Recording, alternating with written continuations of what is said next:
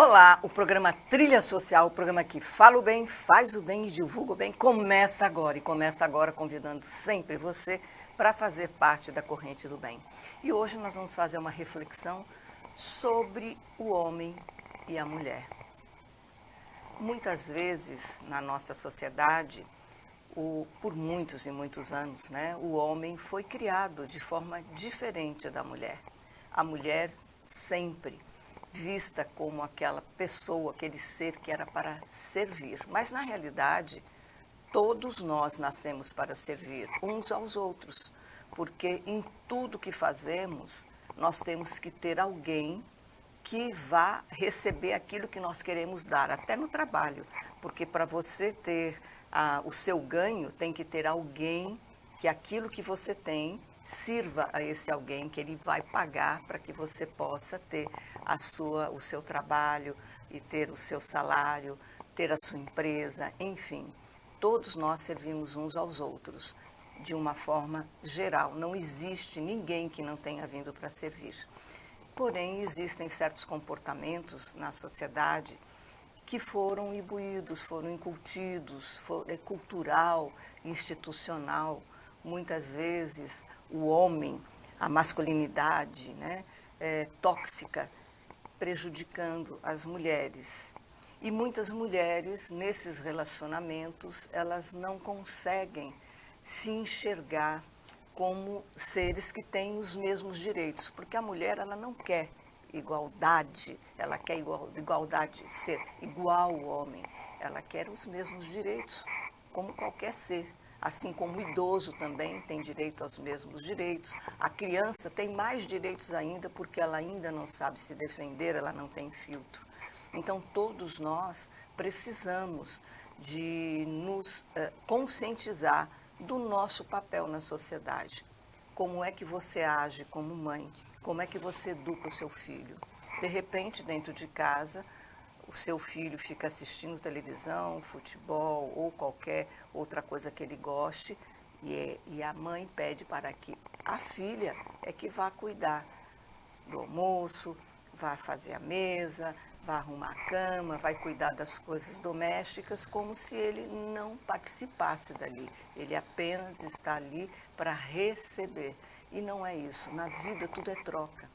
Tanto do homem com a mulher, como em qualquer outro relacionamento. E todas as trocas, elas têm que ser razoáveis, Elas têm que ser parelhas. Então, aquilo que eu dou, eu recebo.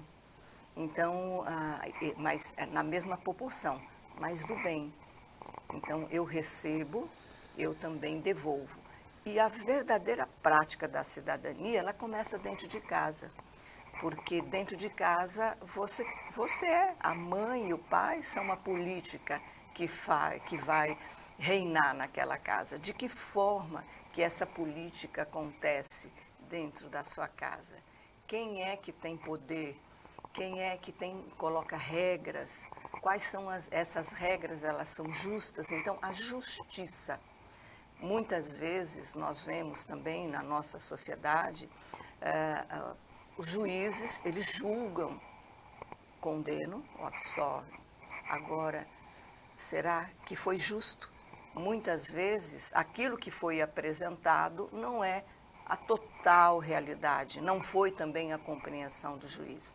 Então, muitas vezes, aquele resultado, ele está dentro da justiça, mas ele está fora daquilo que deveria ser, mais como humano, não cumpriu realmente o papel.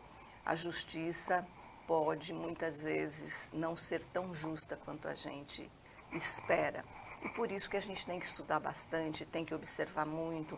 E a advocacia hoje, ela avançou bastante. Hoje nós temos muitos advogados que militam antes de ir para uma causa onde duas pessoas vão brigar o tempo todo, mediar, conciliar. Veja como é importante. E isso começa dentro de casa. Quando os seus filhos têm problemas, você os ajuda a mediar e conciliar e chegar a um consenso, aquelas duas pessoas chegarem a um consenso de se respeitarem, é aí que começa a justiça. e ela vai resvalar depois na sociedade, nos comportamentos que vai ter fora da sua casa. Então vamos começar a pensar como nós agimos como pais e mães. Se nós estamos fortalecendo um comportamento machista que machuca, e comportamento machista tanto faz ser do homem quanto da mulher. Porque tem muitos homens que são machistas, machucam suas mulheres, mas tem muitas mulheres também que machucam outras mulheres e a si próprias elas nem percebem. Elas acabam replicando esse comportamento sem o perceber. E hoje nós trouxemos uma pessoa aqui para falar sobre isso, falar sobre a questão do direito, falar sobre a questão da mulher na sociedade, como ela tem sofrido e quanto de avanço, né, nós estamos tendo dentro da justiça para a mulher. Nós estamos com Vanessa Cavalcante, ela é advogada e é especialista em violência doméstica e é uma pessoa assim, que vem militando há muito tempo em várias áreas. Ela é coordenadora jurídica do Centro de Defesa dos Direitos da Mulher. Veja, nós vamos saber daqui a pouco por que ela se interessou tanto por isso. Ela é pesquisadora do Observatório da Igualdade de Gênero, que também deve ser respeitado. É pós-graduada em Direito Penal, dentro da questão da violência doméstica. E aí nós trouxemos essa mulher aguerrida, forte e que não deixa de ser feminina, porque está trabalhando com a questão da violência. Vanessa Cavalcante, é uma alegria muito grande receber você hoje no programa Trilha Social. Eu que agradeço o convite, é muito bom estarmos aqui, principalmente para falar sobre o que nós vamos falar hoje, que é um dos meus assuntos, na verdade, favoritos, né? Porque eu acho que realmente a gente precisa falar sobre isso. Às vezes as pessoas podem sentir que está sendo repetitivo falar sobre violência contra a mulher, mas nós precisamos entender que enquanto esse problema ele for persistente na sociedade, nós precisamos falar sobre ele, né? Porque quando a gente discute, a gente conscientiza, a gente busca soluções, a gente está, de alguma forma, colaborando para modificar esse cenário que a gente está atualmente. Isso é uma grande realidade. Mas, Vanessa Cavalcante, antes de a gente falar sobre todos esses assuntos, eu queria saber quem é Vanessa Cavalcante. Onde é que ela nasceu, quem foi a menina, quem foi a mulher, como é que você chegou até aqui, você tem filhos, casou, o que aconteceu na sua vida? O que te trouxe até aqui? É uma longa jornada, né? E nós somos a construção, que nós somos o resultado dessa construção. Eu sou de Arapiraca, né? Nasci em Arapiraca, mas acabou que meus pais, logo após o casamento, eles se mudaram para Penedo. Então, acaba que eu me sinto mais de Penedo do que de Arapiraca. Mas eu sou a mais velha de 4 irmãos. Meu pai faleceu, eu ainda era criança, né? Então acabou que, como eu era mais velha, junto com minha mãe, eu acabei assumindo responsabilidades precocemente. E aí isso eu acho que me trouxe uma certa maturidade antes do tempo. E eu acho que também forjou um pouco da minha personalidade, porque aí eu sempre me vi, quando eu paro para olhar para trás, eu vejo que eu sempre fui uma pessoa assim, de muita opinião, uma menina que sempre me posicionava, que sempre tinha necessidade de expressar o que eu achava das coisas, né? E aí você, nessa sua fala inicial, você falando sobre essa importância de como a gente educa os filhos, me veio assim uma lembrança justamente dessa realidade na minha casa. Porque eu sou a mais velha, mas depois de mim tem um rapaz. E aí eu sempre questionava a minha mãe de que ele tinha que fazer também as coisas dentro de casa. E às vezes ele ficava lá, pega um copo pra mim, pega uma toalha, pega minha toalha, esqueci minha toalha. E eu dizia, vem buscar você, ninguém quer ser empregada. Então assim, desde muito nova, foi uma coisa que eu senti essa necessidade de impor igualdade no ambiente familiar, e não foi nada que nem me foi ensinado. Na realidade, foi um posicionamento. Exato. Porque quem não se posiciona, as pessoas fazem o que querem com a pessoa, porque ela não se posiciona em questão nenhuma, ela se cala. É verdade. Então você, até pela própria vida, né? Tudo que você passou, você foi obrigada a se posicionar. Verdade. E assim, eu sinto que realmente, eu acredito muito que tudo, a gente segue uma trajetória que Deus nos guia, né, para atender um propósito dele. E eu acredito que desde muito nova ele já me direcionava a futuramente ocupar esse lugar. Porque isso foi uma coisa que sempre me incomodou muito. Entender que as mulheres precisam ter esse acesso aos mesmos direitos, aos mesmos espaços. E aí eu carregava esse inconformismo comigo desde a adolescência, na juventude, na escola. Eu sempre me incomodava, às vezes, com certos comentários, brincadeiras que eu via muitas vezes os meninos fazendo com as meninas, ou que outras meninas, aquelas meninas que eram tidas como as populares da escola, às vezes comentavam sobre a aparência das outras meninas. E isso era uma coisa que sempre me incomodava, porque eu sentia que esses detalhes, eles geram um efeito grande, é tipo aquele efeito dominó. Então, eu sempre me posicionava sobre essas questões. Porque se você age assim, a pessoa vai se acomodando Exatamente. naquele comportamento, achando que é natural. Exatamente. Né? E é isso que acaba acontecendo. As pessoas, elas reproduzem tanto certos comportamentos que elas começam a achar que aquilo é natural. Desde que aquilo foi algo que foi padronizado, que foi ensinado. E traz consequências para a sociedade, né? Aí eu decidi pela faculdade de Direito. Na verdade, as pessoas sempre falavam assim, eita, eu acho que você tem jeito para ser, diziam que eu tinha jeito para ser juíza. Você tem jeito para ser juíza. Ah, você quer defender todo mundo, você fala demais. E aí eu disse, vou fazer faculdade de Direito. E eu entrei realmente pensando, acho que eu vou para a magistratura. Mas conforme a faculdade foi passando, eu comecei a participar de projetos dentro da faculdade justamente voltados para a violência doméstica. Né? A Lei Maria da Penha tinha poucos anos de implementação na época e a gente começou a estudar a lei, como ela estava sendo aplicada na prática, fizemos pesquisa de campo. E aí acabou que foi uma coisa muito, foi fluindo, uma coisa puxando a outra, e eu comecei a desenvolver esses trabalhos dentro da faculdade, durante a graduação. E aí, quando eu fui fazer o meu TCC, aí eu lembro que eu falei para minha orientadora, né, eu disse, eu não queria falar sobre violência doméstica. Eu passei a faculdade todinha fazendo vários artigos, estudando sobre violência doméstica, eu queria fazer uma coisa diferente. Ela disse, mas você vai, logo agora, no final, você vai escolher falar sobre outra coisa? Aí eu fiquei, ainda pensei, dei umas pesquisadas sobre outros assuntos, mas depois, não, vamos voltar para o foco. E aí eu resolvi fazer o meu TCC sobre os casos de feminicídio que aconteciam em Penedo.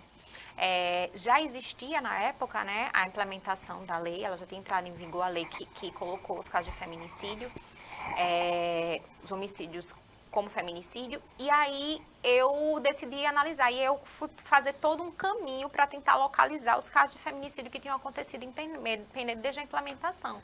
E aí eu percebi que, na verdade, ainda existia muita subnotificação, porque é aquela história, né? Quando algo é implementado, leva um tempo para a sociedade responder aquilo. Com certeza, nada muda de repente. Exatamente. Porque já existe um sistema, né, que está posto, então você tem que mudar aquele sistema. E aí é justamente aquele trabalho de formiguinha, né? Então eu comecei a perceber, aí quando eu comecei a fazer a triagem dos casos, eu percebi que muitos casos que se enquadrariam em feminicídio, eles estavam sendo tipificados somente como homicídio qualificado, sem incluir a qualificadora do feminicídio. E aí eu concluí a faculdade, me mudei para Maceió. E aí, quando eu vim para Maceió, eu estava decidida novamente também não trabalhar mais com a violência doméstica. Passei a faculdade todinha, agora eu vou procurar uma outra área. Mas, mais uma vez, é aquela história, né?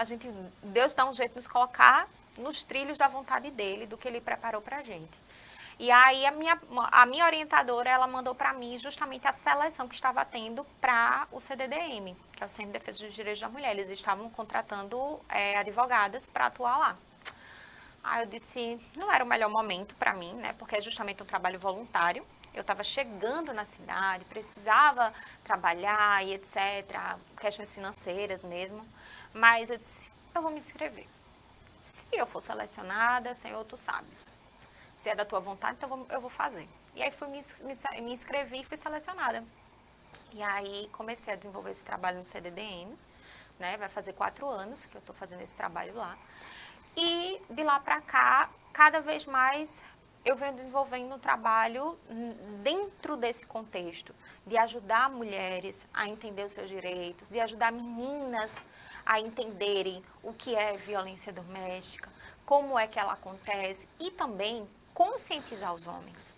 Né? Às vezes as pessoas acham que a gente quer colocar os homens em um lugar de demonização.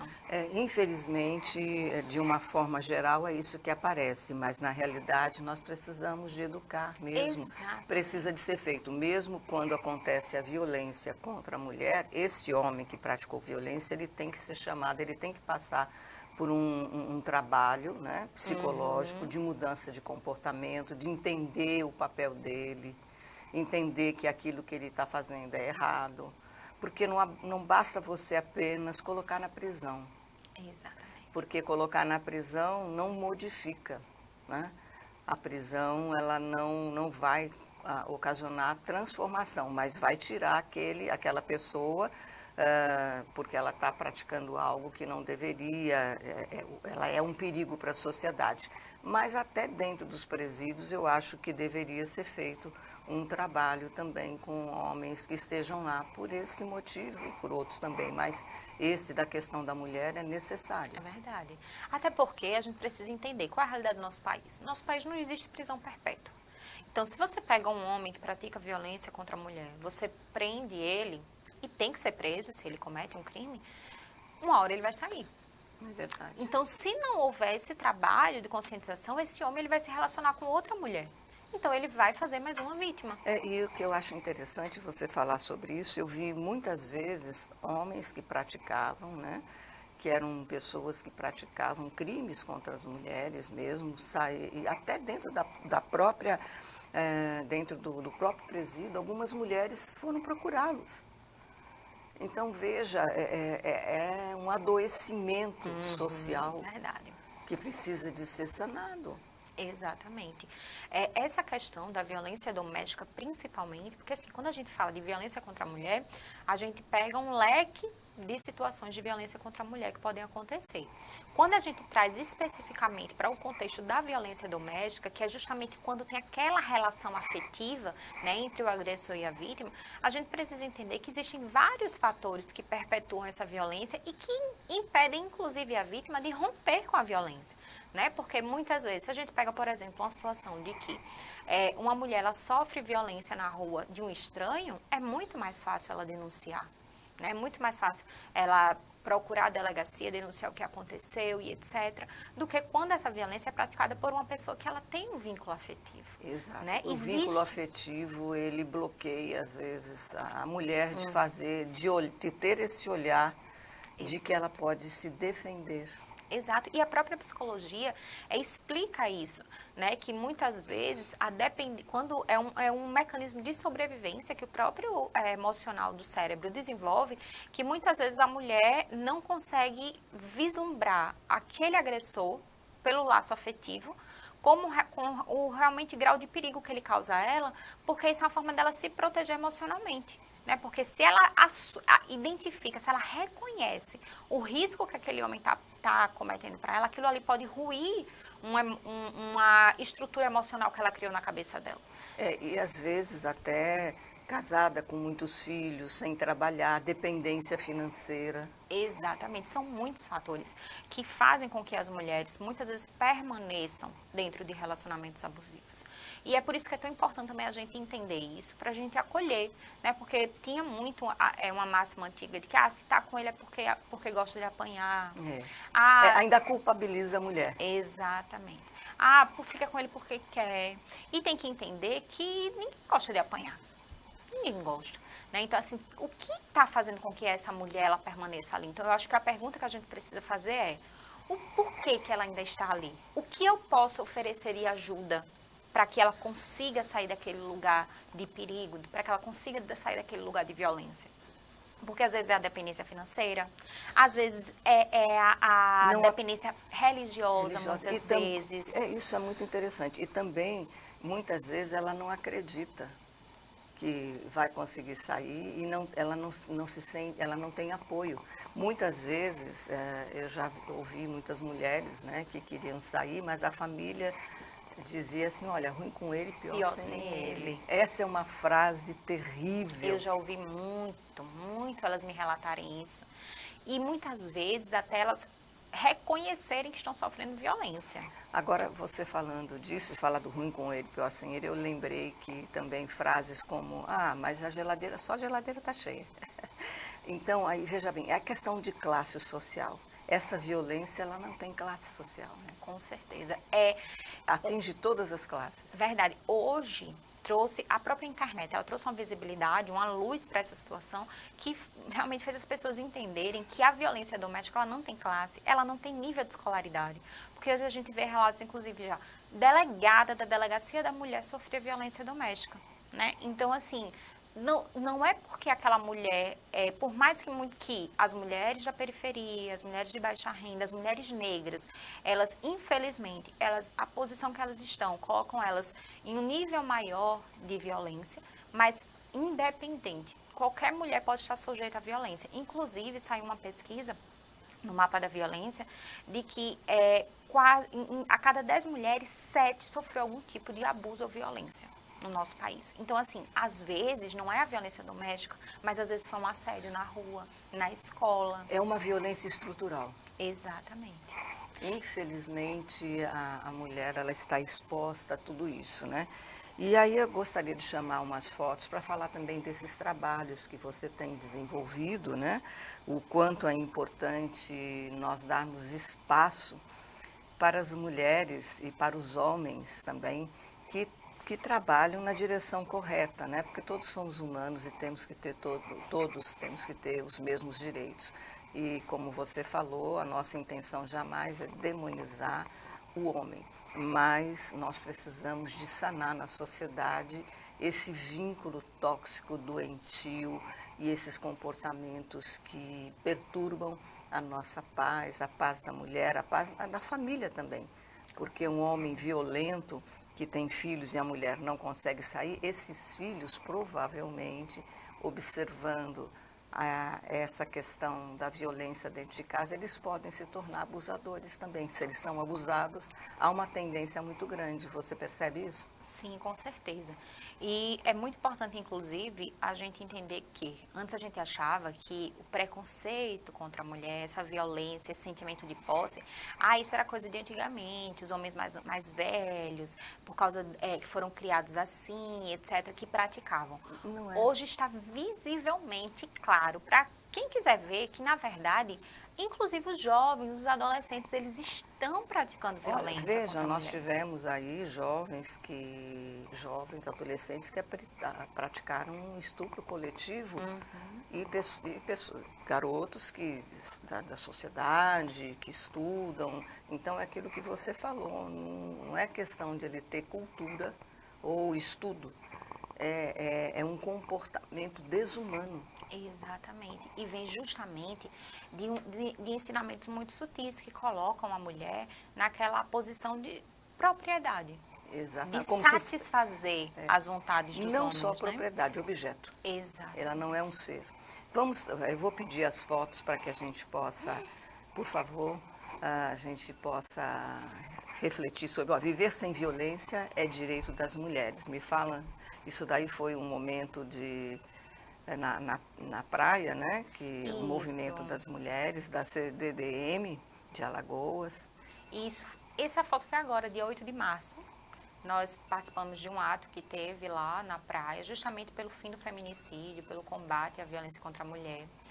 Essa foto foi uma capacitação que nós fizemos, né, junto com as secretarias da Mulher do Estado aqui, onde vários órgãos que participam da rede de proteção, eles atuaram justamente para capacitar, porque a gente precisa que os profissionais estejam capacitados para colocar em prática. Porque né? senão, se ele não tiver essa capacitação, de repente, na fala, essa pessoa ainda pode, sem perceber, estar fortalecendo. E revitimizando. E revitimizando, né? Porque, olha, por exemplo, muitas vezes uma mulher fala assim, ela foi estuprada, mas também com essa roupa. Você está revitimizando a pessoa, né? E essa aí, mulher... Na verdade, a gente entende que não basta a gente dar à mulher a possibilidade de denunciar. Nós precisamos dar ela uma estrutura para que ela permaneça fora do relacionamento abusivo. Isso, então, a gente sempre busca fornecer cursos de capacitação. Acolhimento e direção. Exatamente. Então, aí foi um projeto que a gente desenvolveu para ensinar crochê a mulheres, para que elas possam ter uma renda. Isso é muito importante, porque muitas mulheres elas não saíam porque não tinham renda. É importante criar esse espaço. Exato. Então, tem que entender que combater a violência doméstica, você vai ter que trabalhar em várias frentes, né? Vai ter que capacitar, vai ter que orientar, mas você também vai ter que dar estrutura. Você faz a capacitação em escolas também, sim, né? Sim, nós procuramos sempre desenvolver esse trabalho, não só em escolas, mas em postos de saúde, associações da comunidade. Esse evento nós fomos capacitar equipes de alguns resorts aqui, porque como nós recebemos, né? Nossa região aqui é uma região muito turística, então a gente recebe muita gente de fora e nesses ambientes acontecem violência. Então, como é que os profissionais ali vão lidar com essa situação? Aí vocês capacitam os profissionais para saberem lidar com a situação, desde a pessoa que cuida, desde o diretor, o proprietário, até o cozinheiro, a pessoa que faz a limpeza, porque é muito importante, porque isso pode acontecer com qualquer um. Pois é, até porque, por exemplo, se você está num hotel, muitas vezes quem vai perceber que pode ter acontecido uma violência? A camareira. Né? A camareira, ela então, nós estamos sempre nas comunidades, nós estamos sempre buscando estar onde a sociedade está, onde o problema está. Né? Aí foi no Benedito Bentes, uma parceria que nós fizemos com o IFAO, um projeto que nós desenvolvemos com eles. Esse foi um outro momento que nós fomos capacitar camareiras de um outro resort aqui de Maceió, justamente para dar a elas essa ideia de como lidar nessas situações, que medidas tomarem ali para evitar a revitimização da vítima. E, inclusive, para elas próprias, né? Porque muitas estão sofrendo violência. Então, como elas podem sair daquela situação? Como elas podem procurar ajuda? Qual é o caminho que elas têm que trilhar aqui no nosso estado? Muitas vezes elas não procuram porque não sabem por onde começar. Exatamente. E tem uma dificuldade não só de saber onde iniciar, mas também o que vai vir depois. Exatamente, o medo. Existe um medo do revide, né? Se ficar pior. Porque, por exemplo, depois que ela entra, ela pode ser retirada. Existe um local para ela ser acolhida, no caso, se for necessário, se a violência for muito grave? Existe. A gente possui aqui em Alagoas, atualmente, 2 abrigos. Um que é o municipal, que é aqui em Maceió, e existe a Casa da Mulher, que ela também é um abrigo, só que é um abrigo temporário. A mulher pode ficar ali com os filhos até sair a medida protetiva, até ela poder se deslocar para uma casa de um familiar. Às vezes tem mulheres que vão para outros estados, mulheres às vezes que estavam a passeio aqui, então elas conseguem ficar temporariamente ali até resolver os trâmites da saída da medida protetiva. Mas ainda é muito pouco. Né? Porque a gente sabe que a violência não acontece só aqui na capital. Com certeza. Né? Ainda, mas já é uma semente. Exatamente. Que a gente sabe que essa semente ela tem que ser regada. Nós temos que, o nosso governo, né, em todas as suas instâncias, tem que investir e buscar, né, novas soluções, porque à medida que você vai implementando e vai fortalecendo a lei, vão surgindo outras demandas que são necessárias também para cuidar da mulher. Vanessa, olha, muito importante tudo que você nos deixou como ensinamento aqui, saber como é que a pessoa pode buscar o CDDM para que vocês possam fazer uma palestra, vocês possam ajudar as mulheres que estão nos ouvindo, as comunidades que também estão nos ouvindo. Bom, nós podem entrar em contato conosco, tanto pelo WhatsApp, como também pelo nosso Instagram, CDDM_AL, e inclusive pode ir até a nossa sede, né? Nós estamos hoje localizadas no Conjunto Cambuci, lá no Antares, e a nossa escolha é justamente algo estratégico, porque nós entendemos que a parte alta de Maceió é onde tem os maiores índices, né? Então, nós precisamos estar onde está acontecendo a violência. Então, nós funcionamos lá de terça a quinta-feira, de portas abertas, para receber qualquer mulher que precisa, inclusive, de orientação.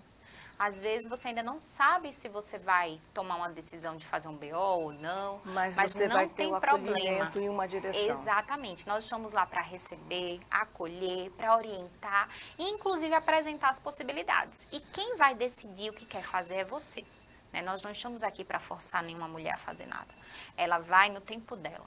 né? Lá nós fornecemos aula de dança, curso de crochê, curso de bordado, vários cursos profissionalizantes. Inclusive, a gente está agora com inscrições abertas para um curso para aprender a fazer unha em gel. Repete o Instagram para a pessoa entender. CDDM_AL.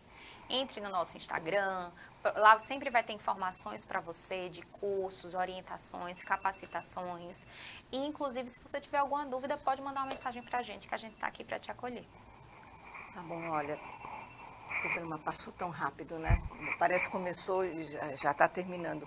Tem muita coisa para a gente conversar, eu vou lhe chamar de volta para a gente fortalecer e falar mais sobre esse assunto que é importante. Agradeço a sua presença no programa, foi de extrema importância para todas as mulheres e para todos os homens e para todos nós. Aprendi muito com você e tenho certeza que você que está aí do outro lado da telinha também aprendeu. Muito obrigado, Vanessa. E o programa Trilha Social, o programa que fala o bem, faz o bem e divulga o bem, volta semana que vem e eu volto sempre com novidades pelo bem no caminho da paz. Até lá!